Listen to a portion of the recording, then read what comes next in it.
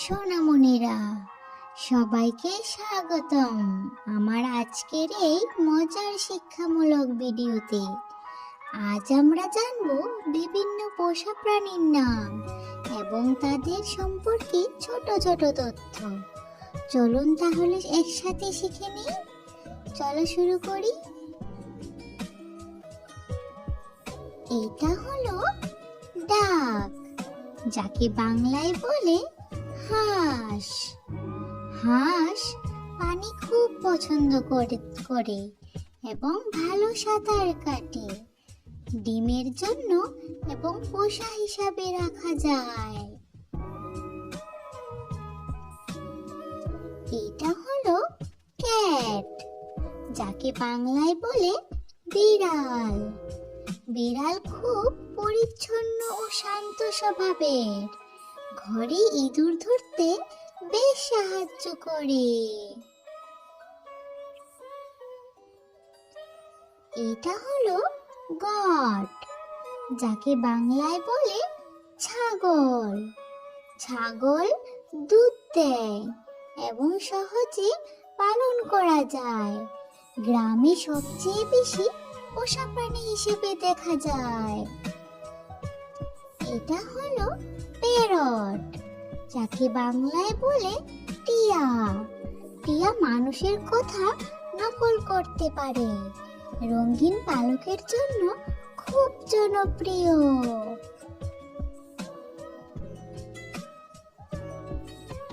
এটা হলো হর্স, যাকে বাংলায় বলে ঘোড়া।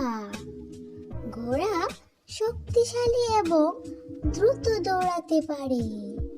মানুষকে পরিবহন ও কাজে সাহায্য করে। এটা হলো হ্যান, যাকে বাংলায় বলে মুরগি। মুরগি প্রতিদিন ডিম দেয় এবং সহজে পালন করা যায়। গ্রামে ও শহরে সমান জনপ্রিয়। এটা হলো ডগ, যাকে বাংলায় বলে কুকুর। কুকুর মানুষের সবচেয়ে বিশ্বস্ত সঙ্গী। পাহারা দেয় এবং মালিককে রক্ষা করে। এটা হলো পিজন, যাকে বাংলায় বলে কবুতর। কবুতর শান্ত স্বভাবের ও সহজে পোষ মানে। আগে বার্তা পাঠাতেও ব্যবহার করা যেত। এটা হলো গোল্ডফিশ, যাকে বাংলায় বলে স্বর্ণ মাছ।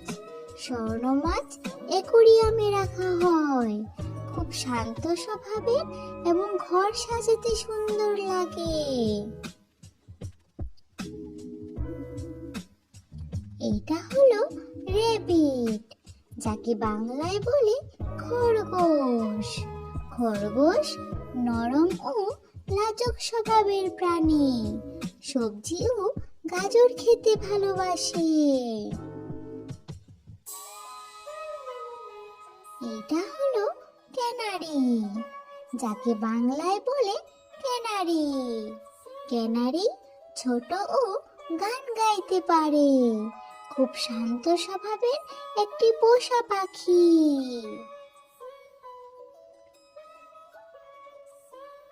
এটা হলো কাউ, যাকে বাংলায় বলে গরু। গরু দুধ দেয় এবং মানুষের খুব উপকারী প্রাণী। শান্ত স্বভাবের হওয়ায় সহজেই লালন করা যায়। এটা হলো লাভবার্ড, যাকে বাংলায় বলে লাভবার্ড। লাভবার্ড জোড়ায় থাকতে পছন্দ করে। রঙিন পালকের জন্য খুব সুন্দর লাগে।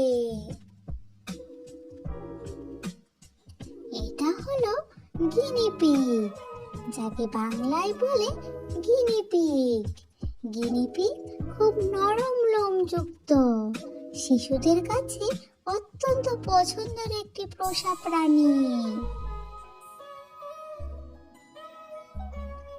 এটা হলো শিব, যাকে বাংলায় বলে ভেড়া। ভেড়া নরম উল দেয় এবং শান্ত স্বভাবের, দল বেঁধে থাকতে ভালোবাসে।